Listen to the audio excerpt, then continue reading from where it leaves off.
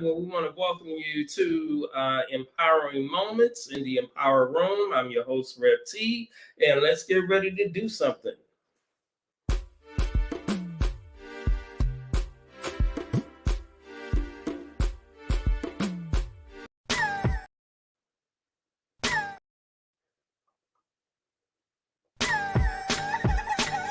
Welcome to the Empower Room for Empowering Moments with your host, Timothy Hughes. Empowering Moments is brought to you by MPWR Media, LLC, where we empower you, parents, and the entire community with transformative information to move mind and spirit to a higher state of well-being. So welcome to the Empower Room, and let's get started.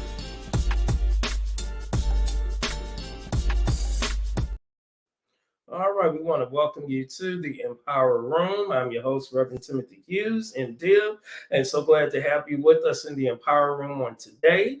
We ask that you subscribe to our page on YouTube and also like our page on Facebook and send your comments. We really appreciate it. We're on with you on Sundays at 3:30 normally, but due to our outstanding guests that we have today, sometimes you have to accommodate those very special guests sometimes, and that's what we're doing today. At 3 o'clock we started. Our regular time is at 3:30, but we are so excited to have in the Empower Room with us today and a very exciting guest. So to give you more information about what Empower Media is all about, we're a social empowerment entity, and we empower community through social and digital and media, book publishing, and we also do special engagements. We do customized presentations to fit your audience, for youth, for teachers, for community, all those type of things. And we encourage you to check out our website. If you go to our website, you will be able to see some of these services that we do provide for you. So if you go to MPWRLLC1.com, that's MPWR Media LLC1.com, that will be able to tell you when you go to the services we provide page, the services we do provide, and we'll get more into that on next week. All right, so again, we want to thank you all for joining us, and we look forward to being in dialogue with our guest on today. We covered 3 areas. We deal with culture, civic concerns, and consciousness. And today we're focusing on Women's History Month, which we have been doing all the month of March. And we're so excited to have with us today an outstanding guest by none other than U.S. Representative Jasmine Crockett. And she represents the 30th District of Texas. And we're so glad to have her with us on today. So we want to go ahead and bring her on, and we want to thank her so much for being with us. And here we go. Hello, Representative Jasmine Crockett. How are you? I'm doing well. How about yourself? Awesome. So thankful and grateful that you took this opportunity to be with us today. And we want to congratulate you on the win recently in the election. I believe you were unopposed. No, I was. You were. Okay. All right. Won. Praise the Lord. All right. Yes. Right. Wonderful. So what can you tell us? I was thinking about Representative Eddie Bernice Johnson, and I know that you all you took her place, and was wanting to know what your relationship was like with her. Yeah, so it's so interesting because obviously she passed away here at the last day of 2023. And so a lot of people are kind of digging in.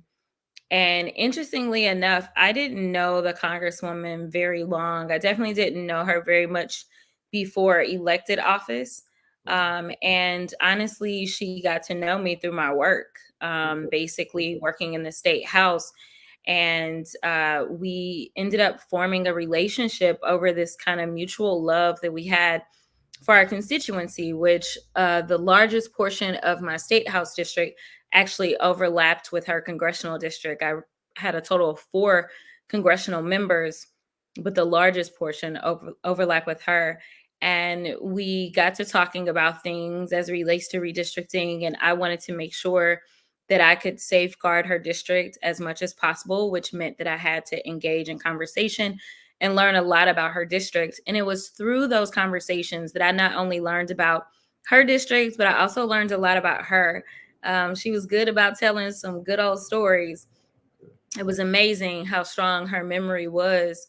And, you know, in the fight for redistricting in the state of Texas, she had actually been looking to retire for approximately a decade, but she had a list of kind of requirements of what she was looking for. She wanted a woman. She wanted a woman that had legislative experience, and she wanted someone that would put the district first.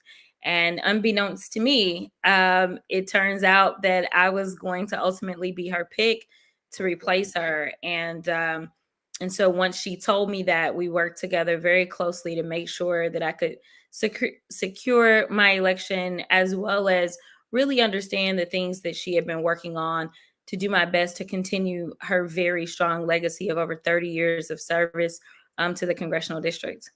Awesome, awesome. And if I understand, you represent one of the most diverse districts in Texas. Is that correct? That is true. And I have the most African American densely populated district in the entire state as well. Awesome, awesome, awesome, awesome. So I wanted to move because you're in relation to legislation, because there's a reason I'm getting to that for future shows coming up. And that is, can you tell us how a basic process of a bill is passed or created and brought to a vote? I could. We're not doing very much on the federal level right now, but essentially, it, it's pretty much the same no matter if you're talking about state or federal level. There are some nuances that are a little different. And so some of us who walk into the federal level have to unlearn some things. But long story short, there's typically a bill that basically is an idea that comes together on paper. And some people believe that you need to know how to actually write the legislation. You need to know the law that it comes from, what you're changing. You don't have to know any of that. You can just say, hey, you know what? I think we should have free healthcare for everyone. And no matter what level of government you're on, state or federal, there are people that spend their entire time trying to figure out how can I make what this representative has asked legal. And so you usually call ledge counsel or whomever, and they will draft it up. Now, one of the benefits of me being an attorney is I'm on the state level. A lot of times I would get legislation and I'm like, this isn't going to do what I wanted it to do because I knew how to actually read it. And so a lot of times I would actually edit and redo it myself sometimes, but you don't have to know like the law itself. There's other people that draft it and they cross-reference what laws would have to kind of be undone and all that kind of stuff. And then what happens is usually you have an opportunity to lay out your bill. And what that means is on the state level, we could bring in witnesses to testify, whether they were expert witnesses or witnesses from the community. They could testify on our bills or they could testify against your bill. And then usually out of committee, there's a vote. And then once a bill comes out of committee, that's when it's right to go to the floor. But that's where things get tricky, no matter what level you're on. On the state level in Texas, we had what we call calendars, and calendars had to slate it to actually hit the floor. Now, what you would do is you would normally go to those members that sat on the calendars committee and you would show them, hey, we got this out of committee in a bipartisan way. You know, please put the bill on the floor.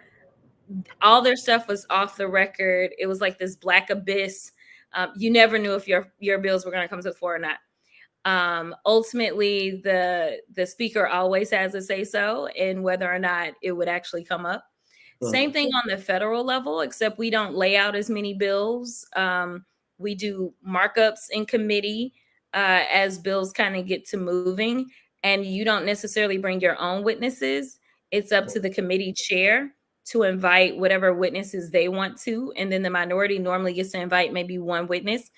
And then it's a matter of whether or not the speaker will allow it to come to the floor. So, for instance, the supplemental aid out of the Senate has still not hit the House floor because the speaker refuses to bring it to the floor.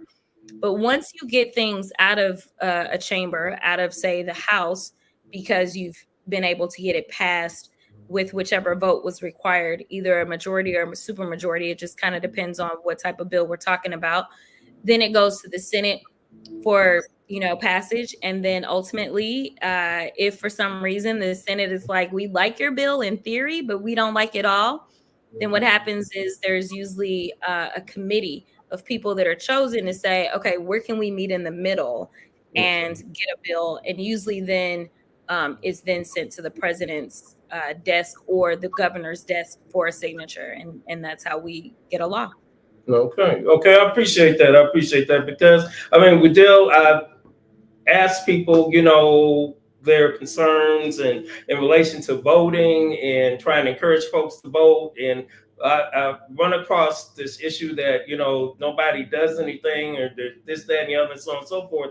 And I think people really don't understand the nuances of the process. They think it's just one person making a decision, and they're the reason why it's not going through. And that's not the case. So I think it's important that that type of the processes need to be shared with everyday folks so they have a better understanding. And we can do our own research, because we got the internet. So, but thank you. I appreciate it. And I want to thank you for speaking truth to power in the way that you do. So please keep doing what you're doing. All right. We appreciate your representation. All right. So what is the most important issue you have that is concerning you right now as it relates to our country? Honestly, it's probably our safety overall, domestically as well as internationally. The economy is recovering in a very strong way. I know that not everybody feels it just yet, but the economy is really coming back very strongly. We obviously still need to work on wages. I just did a rally with some Teamsters here locally. So we got to make sure that everybody's feeling it, right? Like the company that we were out there for, they're experiencing record profits. We got to make sure everybody is feeling this better economy and not just those at the top. So that's more so practical kind of work that we have to do on the ground. But considering where we see one of the nominees headspace as it relates to being a dictator on day one, and as it relates to coddling up with Viktor Orban, and as it relates to giving permission to a Russia to go into a NATO country, which means that American soldiers and service members then have to potentially go into war if for some reason something like that takes place. And we do know that because of our failure to lead to assist Ukraine right now, that may become a reality sooner rather than later, because he has made it clear that he does want to go into a NATO country, which means that our brothers, our sisters, our mothers, our fathers would be the ones that would then have to go into war, because that's what it is to be a NATO country. And so beyond just costing us dollars, we're looking at potentially costing us American lives. And so I'm very, very concerned from a national security standpoint of where we are and where we aren't, and the fact that we're unable to agree on anything beyond TikTok. I mean, I get that TikTok poses, a threat as well, but I mean, to be perfectly honest, I think, and granted, and I'm not saying that TikTok doesn't pose a threat, but as far as like human lives, American lives being on the line, we've got some things that maybe we should be handling before TikTok as it relates to that. So that's really number one for me, top of mind. Understand. So, is there anything else you would like to share with your constituents, Texas wide, U.S. wide? I think you're worldwide now, but Yeah, I just want people to know that, nothing in this life is perfect. No politician is perfect. Your spouses aren't perfect. Your kids aren't perfect. Nothing is perfect. But in the moment that we're in, the question shouldn't be who's giving me everything that I want, who is perfect. It should be who is striving for a more perfect union, right? And I emphasize union, and thinking about unity, right? Who is striving to pull us together and who's pulling us apart? And recognize that we don't live in a nation where we have kings or queens or any types of monarchs, but instead we have a democracy. And it's been said over and over and over that we must fight in every generation for our freedoms. And those freedoms look like democracy, they look like women's rights, they look like the right to exist as Black folk in the only country that many of us know.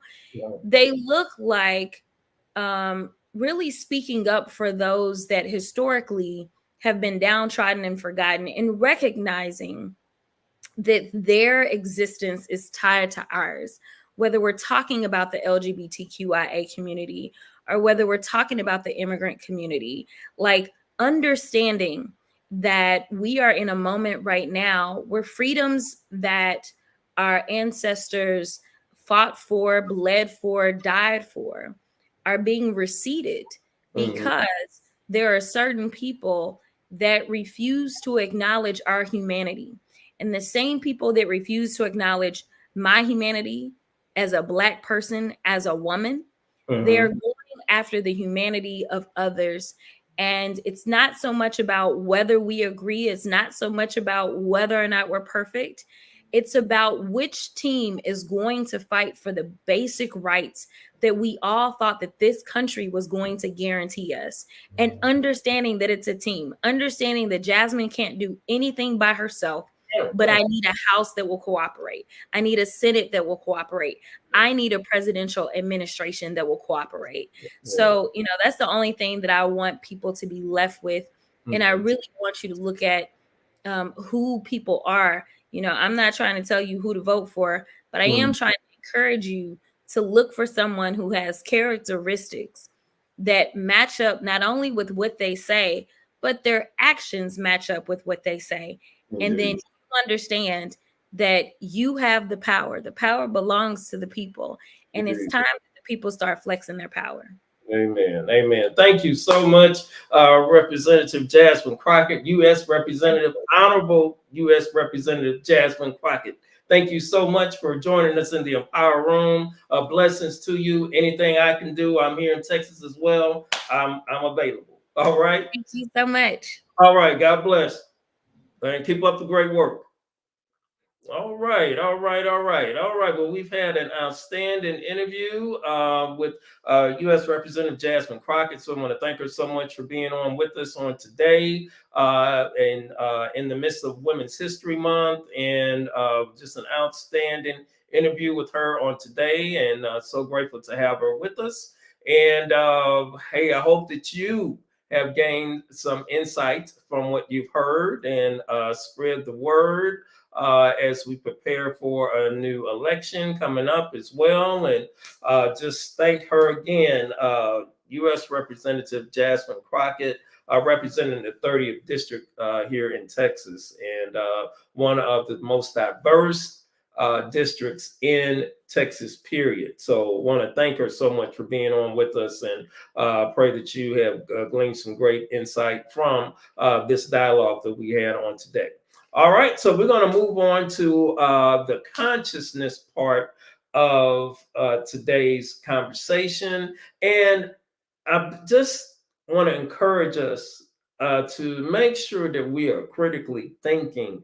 We're being bombarded with all types of information through social media, things that are true, things that are not true, things that are conspiracy led, things that may cause you to question if this is true or if it's Memorex or whatever. But, I want to encourage you with a process that I think is helpful in regard to critically thinking about serious decisions and serious things that are going on, especially in our country and in our world and in our life.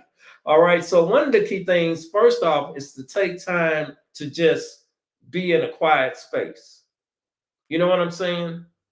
And uh, get away from the noise, get away from other folk, get away from the TV, get away from your phone, get away from the social media, and if you're grappling with something, an issue, a concern, politically or socially or personally, take some time just to kind of chill, and then I recommend, I call it a process of construct a situation. And deconstructing a situation to me means that you're looking at it and you're analyzing it, you're taking it apart, seeing if it's true, first off, if it is true, seeing what truths, there might be some truths in it, there may not be, and there might be some untruths in it. But getting to the root of the situation, getting to the root of whatever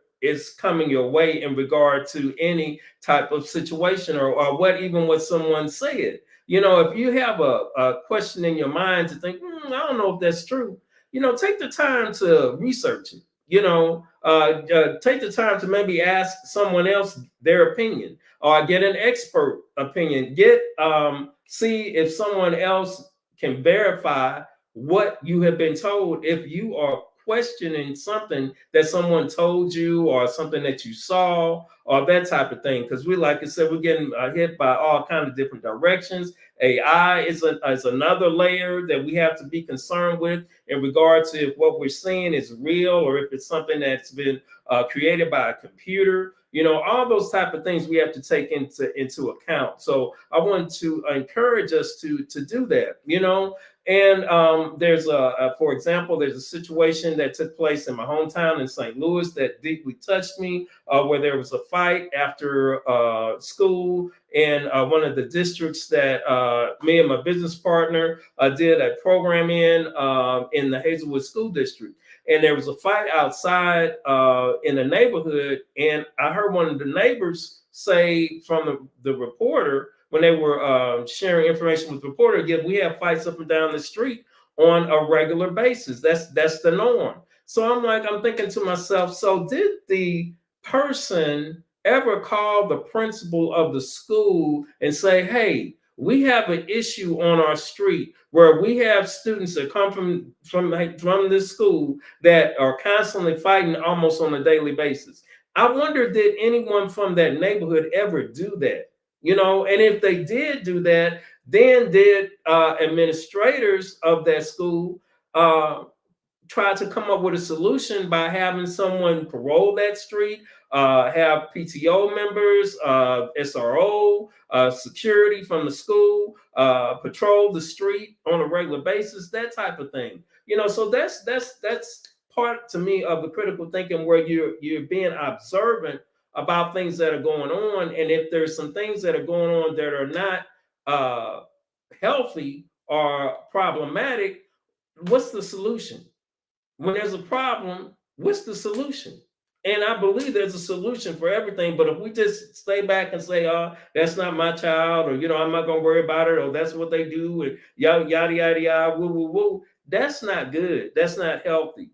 All right. So just want us to encourage us to practice more, if we don't, to critically think about what's going on in our society. Do our research, let's get to the root of what the truth is, and operate in the truth, rather than what may be coming through us through social media, the TikToks, the Instagrams, the Facebook posts, and the YouTube podcasts and all that. Let's get to really making sure that we are clear on what we are hearing and what we are seeing, that we are making sure we're making the wise and righteous decision in what we're doing.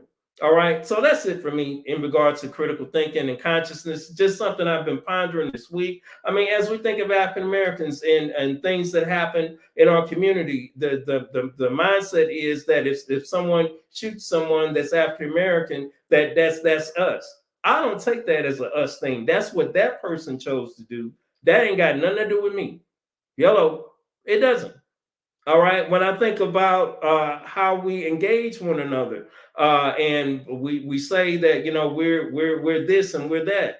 I tell you what, my brothers are successful. The people I hang around with are successful. Their children are successful. Their children's children are successful, and all that. So I'd have to critically think about the misperceptions that we experience, especially as African Americans, and I have to switch that around in my head in a lot of cases because of what is thrown out there through the media and various other sources to make everyone think that we're just drug dealers, pimps and hoes, excuse my language, rappers, basketball players, football players, and that's all we do. No, that's not. We've got thousands upon thousands of young people in colleges today. Let's just look at the historically Black colleges. There's a graduation coming up in a few weeks in May with all these colleges. You mean to tell me that all these African American beautiful young people are thugs? Hell to the no. Yeah, I did say it. Hell to the no. So that's it for me. Y'all have a blessed day. I hope that you were blessed by today's empowering guest, none other than U.S. Representative Jasmine Crockett from the 30th District of Dallas of Texas. And we're so grateful and thankful for her being on and sharing with us and dialoguing with us in the way that she did. So again, thank you all for being with us in the Empower Room. We'll see you next week. We have another empowering engagement on next week with a very special guest. And we want to also remember hashtag Justice for Quincy McMillan as well. So we want to encourage you to please keep this hashtag going for his mom, Qualisha. For Qualisha Jones. In fact, she'll be on with us again to give us an update on how things are going in regard to the investigation of his murder in Phoenix, Arizona. So we look forward to having her on with us on next week, along with another guest. All right. So again, we want to thank you all so much for being with us in the Empower Room. I've been empowered. I'm excited. So grateful to have had U.S. Representative Jasmine Crockett with us on today. And again, don't forget to do something, and we'll see you all on next week.